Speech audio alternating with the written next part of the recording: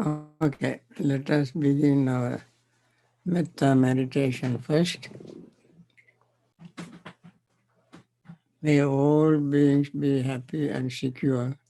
May all beings have happy minds.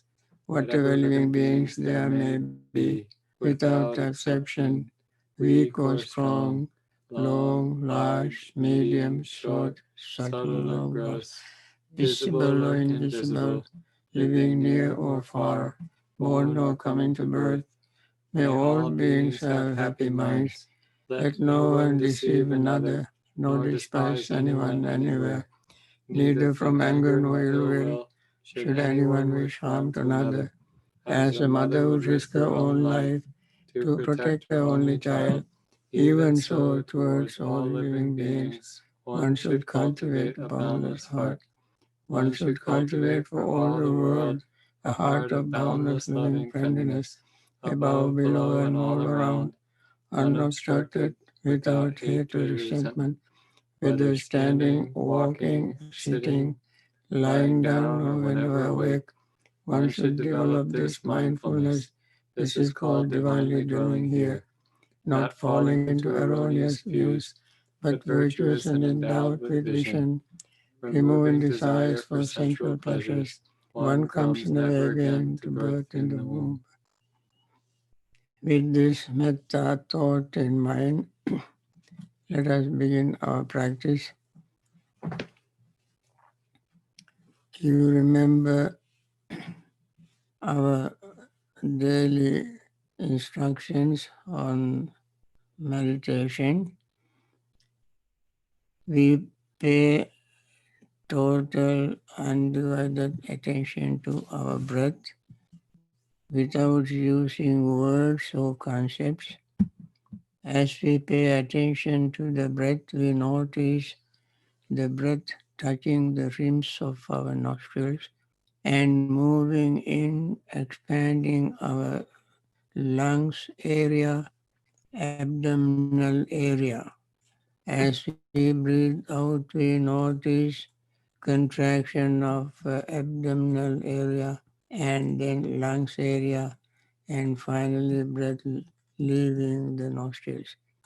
This happens all the time we breathe in.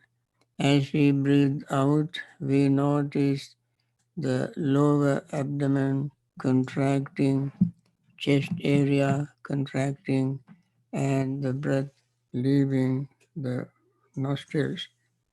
And as we breathe in and out like this, noticing this, we also notice the brief pause between inhaling and exhaling. And these are repeated again and again every time we breathe in and out.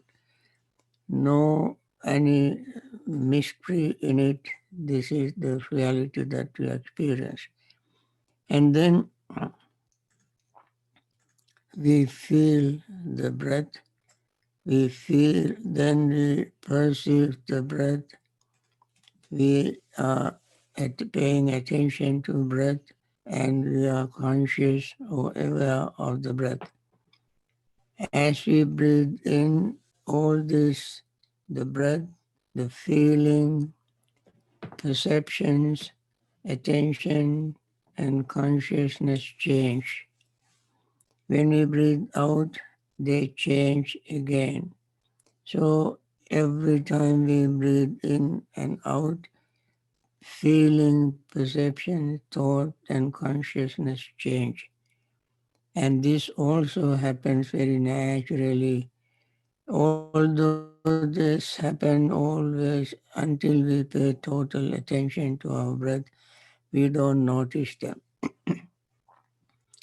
As we notice and breathe in and out like this, we notice the breath is disappearing from moment to moment, feeling disappearing, perception disappearing, thought disappearing, and awareness disappearing from moment to moment.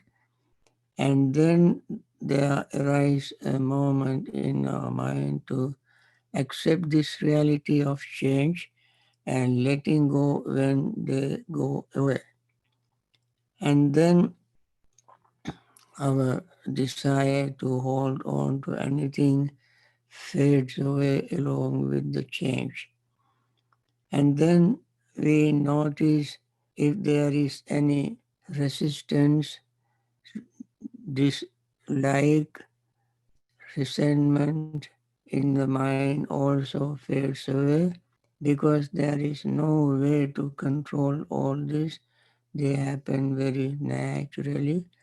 So then arise a moment of deep sympathy, metta in our mind.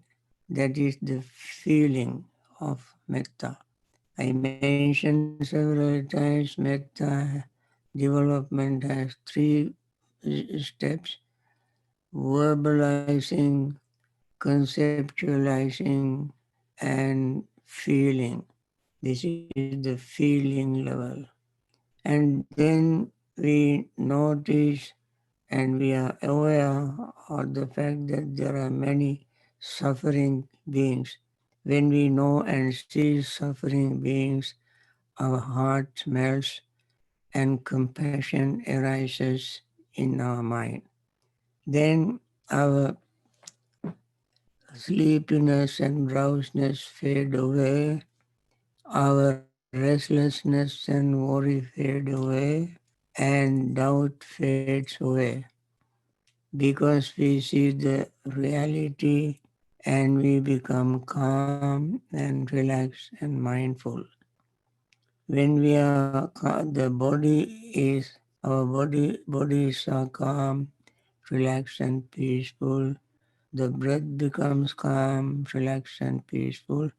The mind becomes calm, relaxed and peaceful. Then we gain a degree of concentration. When we gain concentration, we reflect back on what has been happening. What has been happening all the time is rising and falling, appearing and disappearing of form, feelings, perceptions, thought, and consciousness. And then when we gain the concentration necessary to see the deepest level of changes. As you breathe in and out, you notice the breath is changing. Along with the changing breath, you experience sensation of vibration because that is what is happening inside. Every cell gets new oxygen and they all are vibrating, working all the time, incessantly. When we gain concentration, at least some of them we can notice.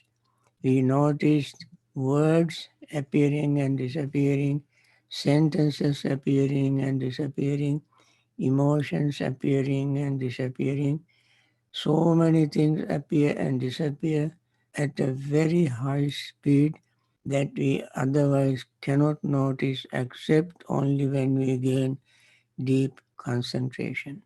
With this, let us continue our practice and then we give a little talk.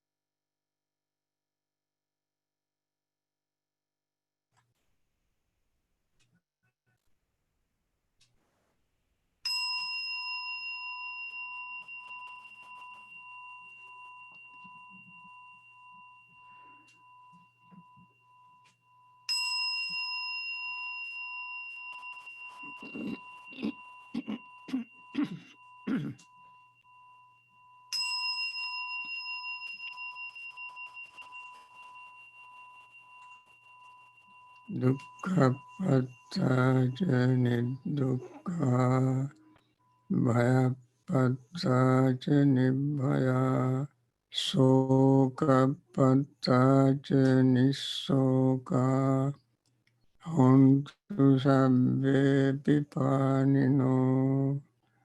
May the suffering be free from suffering. May the fear struck be free from fear. May the grieving be free from grief. So too may all beings be. With this metta wish, we end this silent uh, meditation, and I want to continue my talk on. I have not finished the talk on mentality and materiality.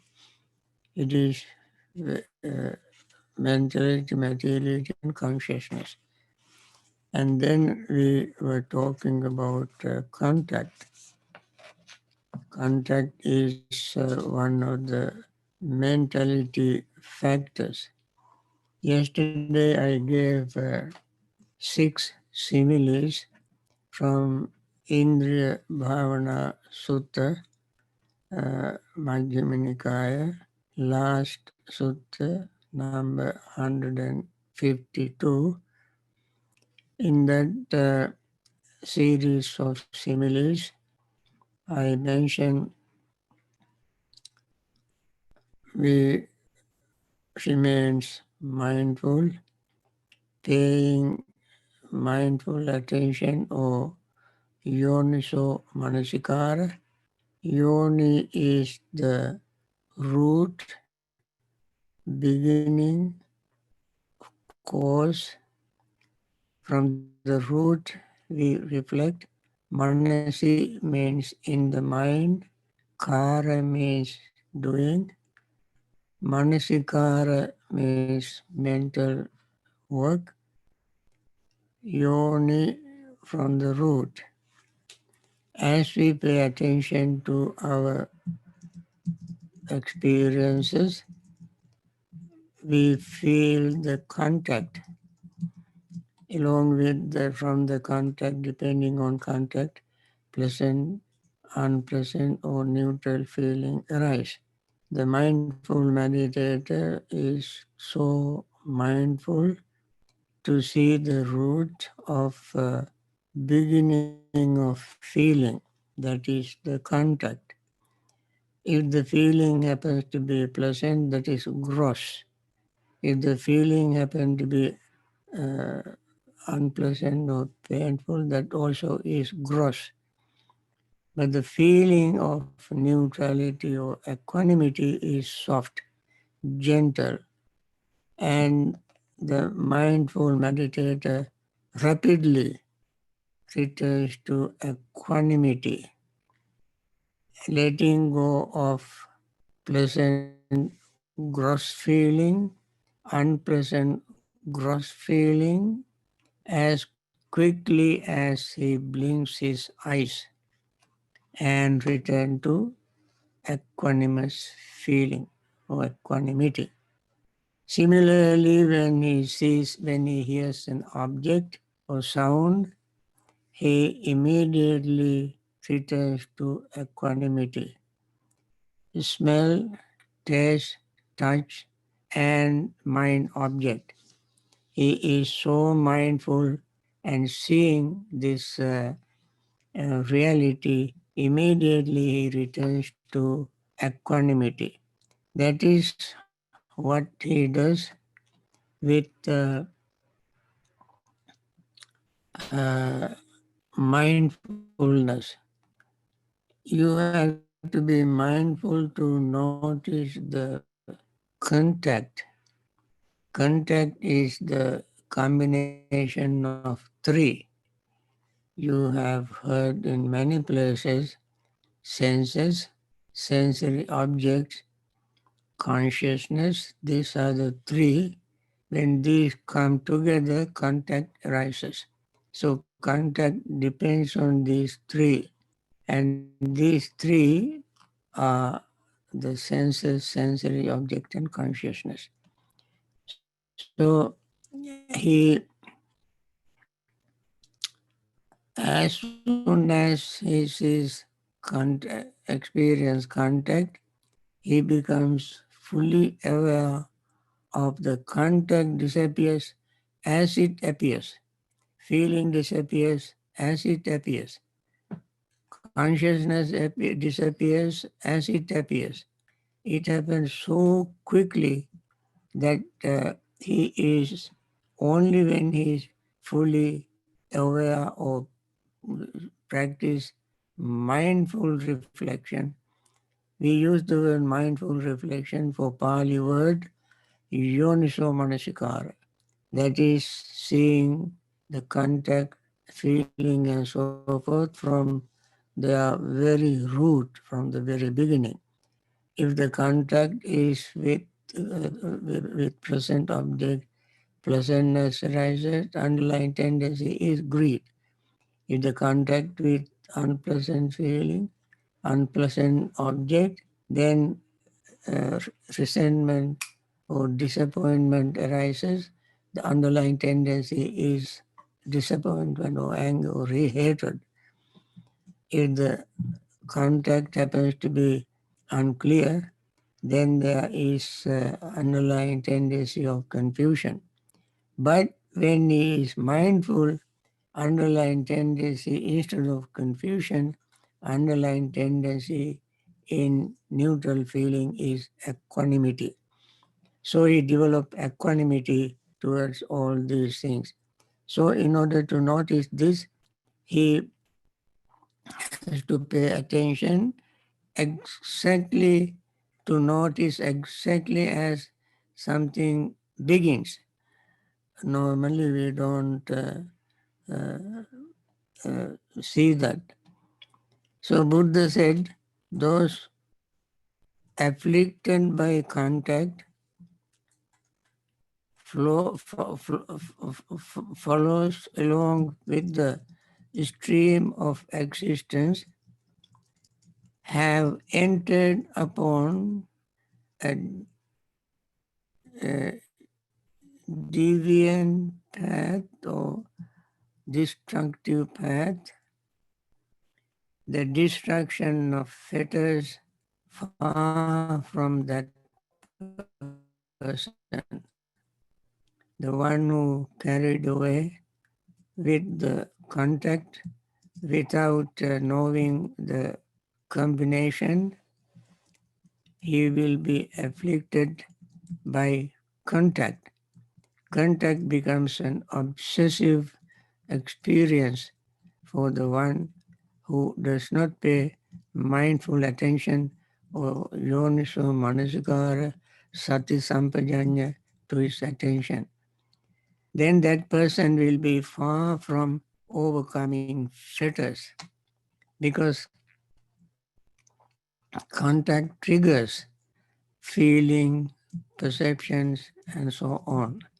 So he gets carried away with them.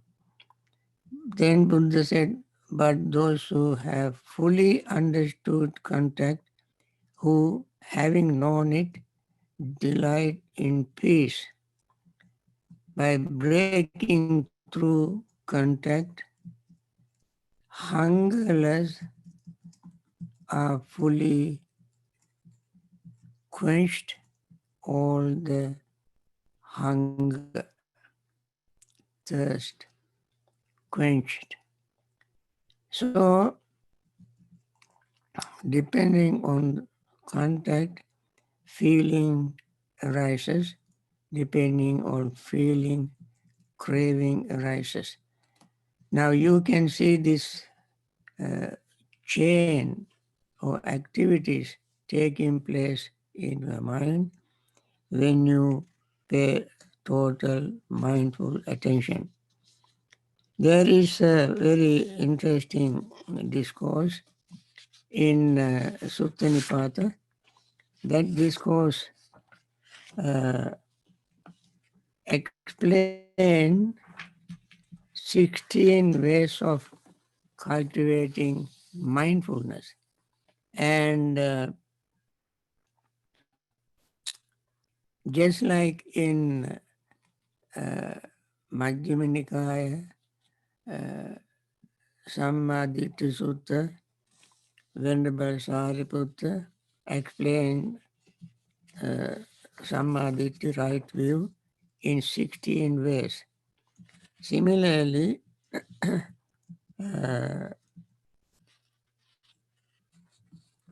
Buddha explained Sammaditthi in 16 ways in that discourse. One of them is two things happening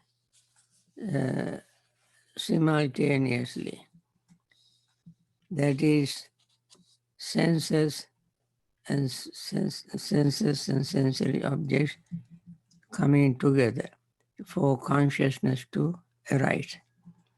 So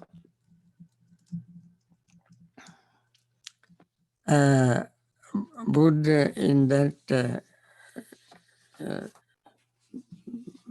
section mentioned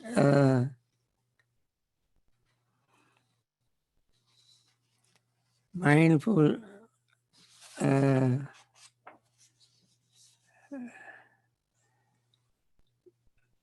he said that there are things that let me see. Okay. One day Buddha gave a very deep sermon to a group of bhikkhus, and he simply said, having understood both ends, the wise one does not stick in the middle. I call him a great man. He has here transcended the transcended the seamstress. Seamstress in Pali is called Sibbani. Buddha simply mentioned, having understood both ends, the wise one does not stick in the middle. I call him a great man. He has here transcended the seamstress. When he mentioned this stanza and left without giving any explanation, the monks, after their lunch, assembled in the assembly hall. And then they had the Dhamma discussion. In that discussion, for the discussion, they brought this particular statement as the topic for their discussion. And from this topic, they brought out 4 questions. And they asked, the 4 questions are, when this was said, Buddha Bhikkhu said, they asked, what is the uh, both ends, what are the 2 things? And what is the middle? What is the seamstress? So I asked the first bhikkhu,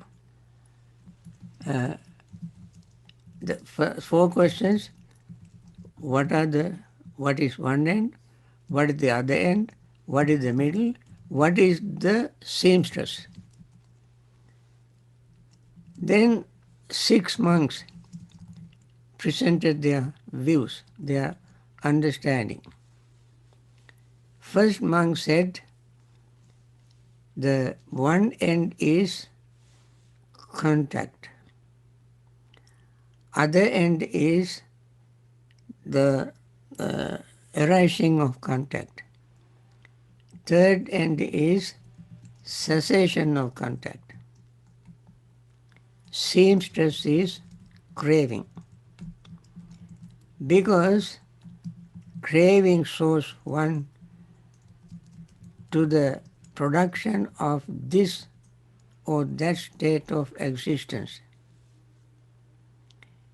It is this way that a bhikkhu directly knows what should be directly known, fully understands what should be fully understood, and by doing so, in this very life, he ends the suffering.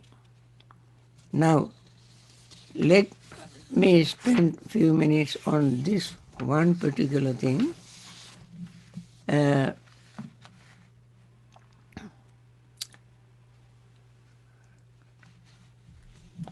What is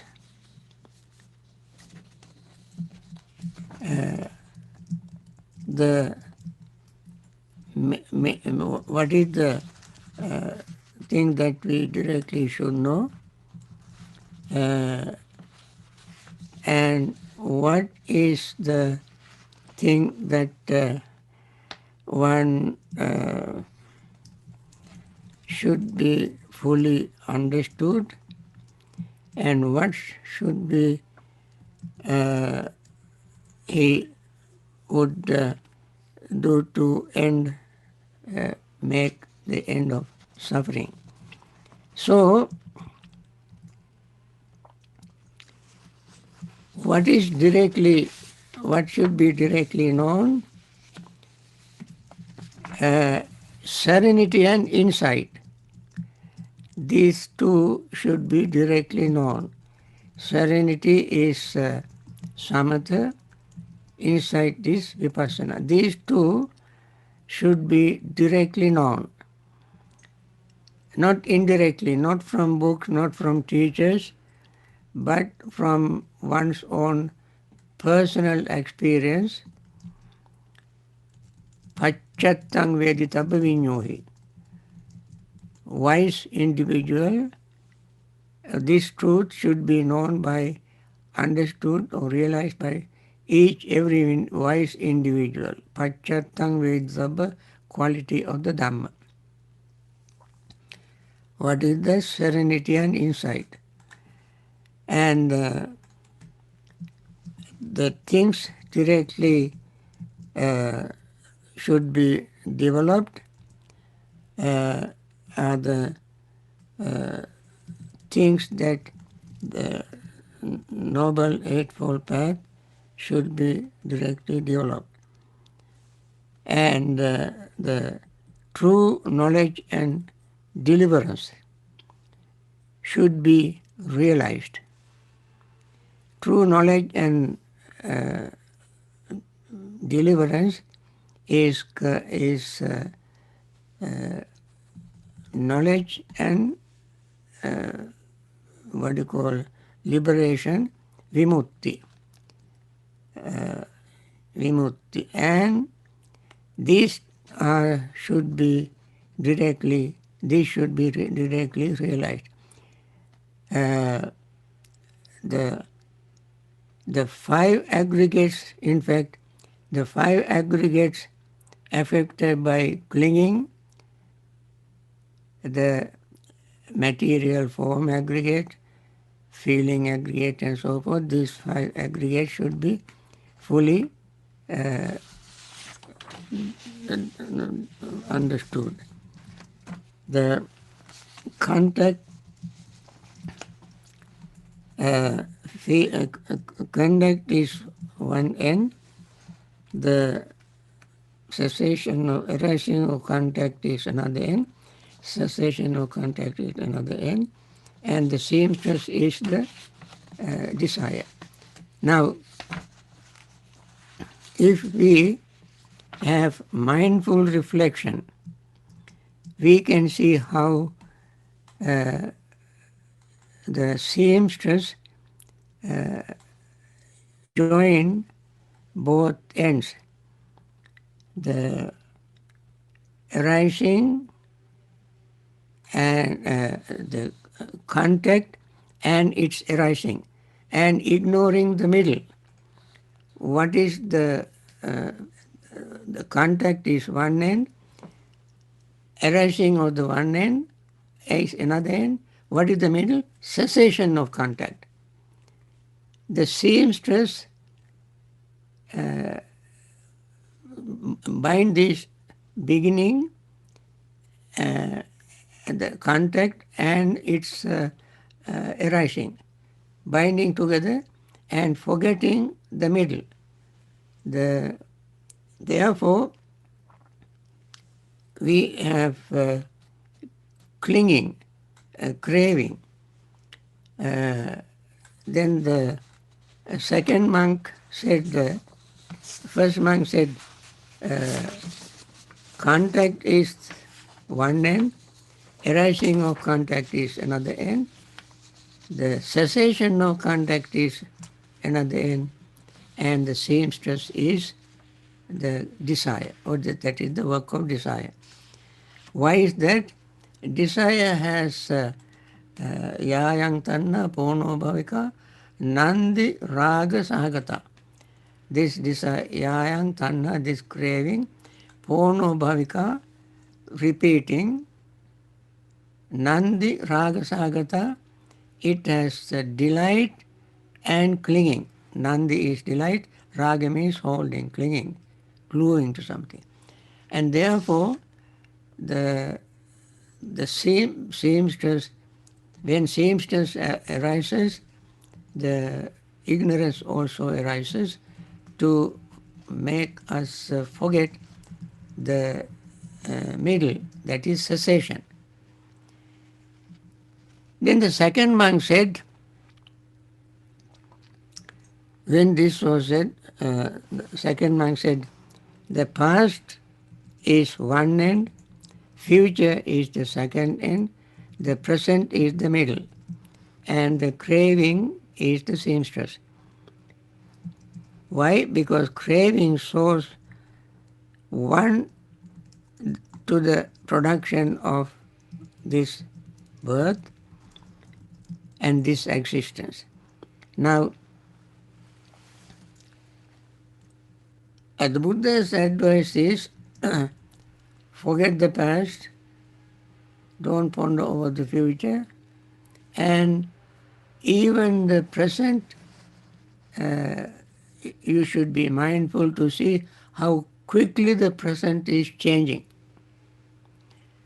But this seamstress, the desire, clinging, hold on to the past, pondering over the future, and forget the present.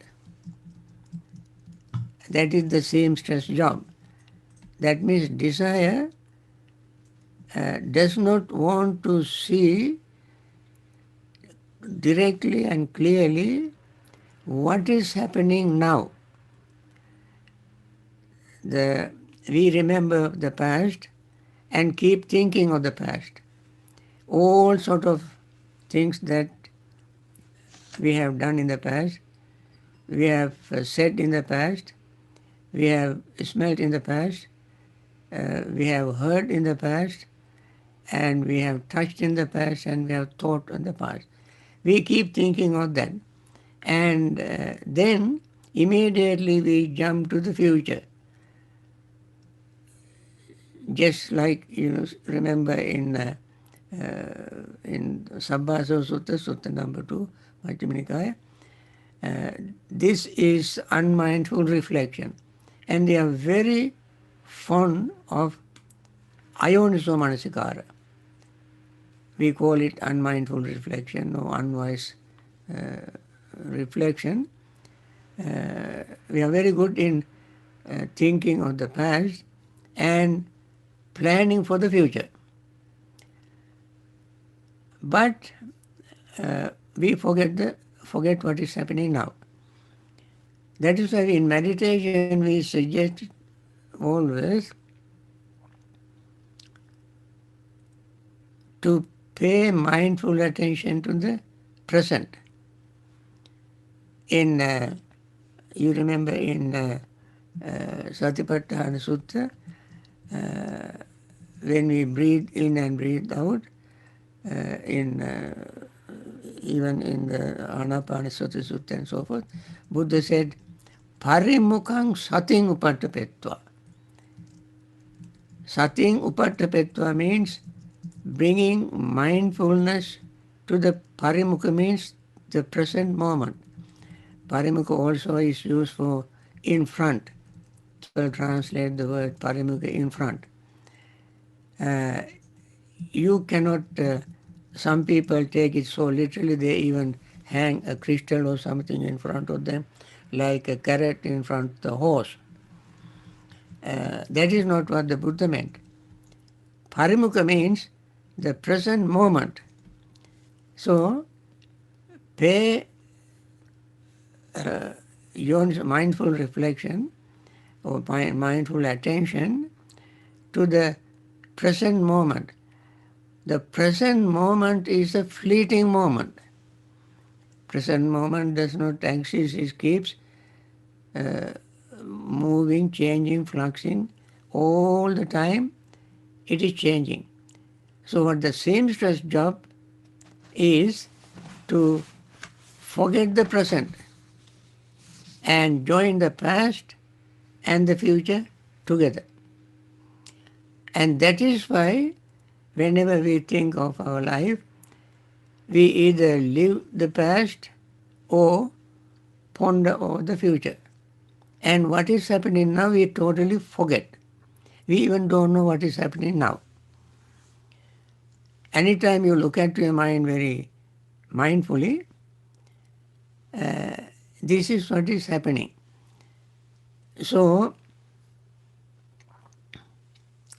in this mentality, materiality, consciousness, and so forth, when we were talking, the mentality is contact, feeling, perception, thought, and attention. We contact with the past, we feel about what we have done in the past, we think about the past, we perceive the past, and we pay attention to what has happened in the past. And we forget the present. Or we reflect or we ponder over the future. What we are going to see, hear, smell, touch, taste, and think, and so forth. And therefore we forget the present. When we understand the nature of mentality and materiality, we know all whatever we felt, thought, saw, seen, heard, smelled, touched, and tasted, all are gone. Actually, there is nothing in the mind now of the past except the memory. And the future of those things, sound, smell, and so forth, has not come. And yet, we plan for the future. When we understand the mentality and materiality, its fleeting nature, even in the present moment, we see the same thing. Then when we see the same thing, seamstress will not have a chance to join these together. Because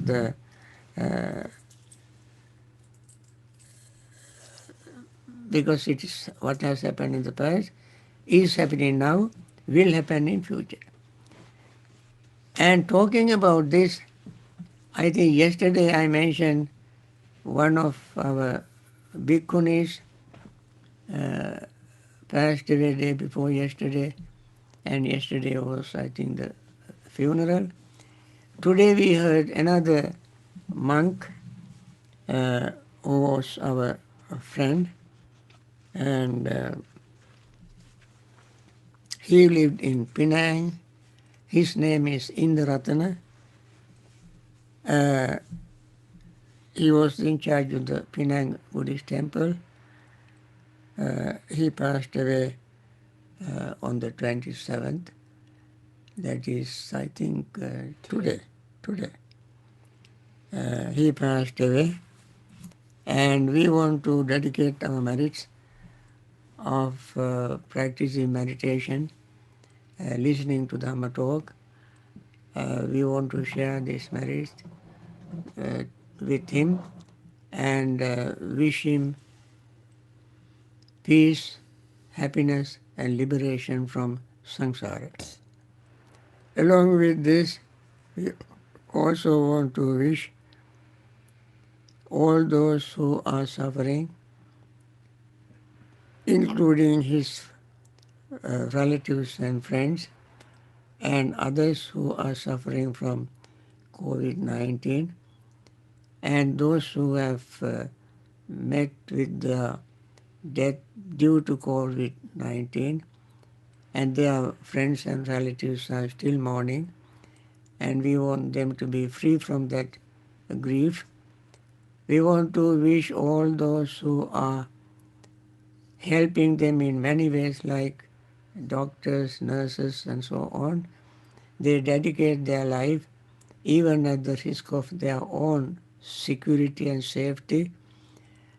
Some of them even are infected, and some even passed away, trying to help these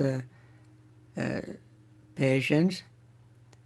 And we want to wish those doctors, nurses, and so forth who are so wonderfully, very compassionately trying to help these people. May they all be healthy, strong, and free from this virus.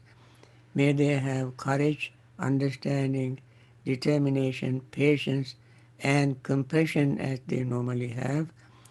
And also others who are supporting in many ways, trying to discover vaccine and so forth. May they be successful in that. And finally, I want to wish the leaders who make decisions to have wisdom, understanding, patience, and compassion to make right decision for the benefit of all these beings. With this, friends, I want to end this morning's session. Thank you very much for joining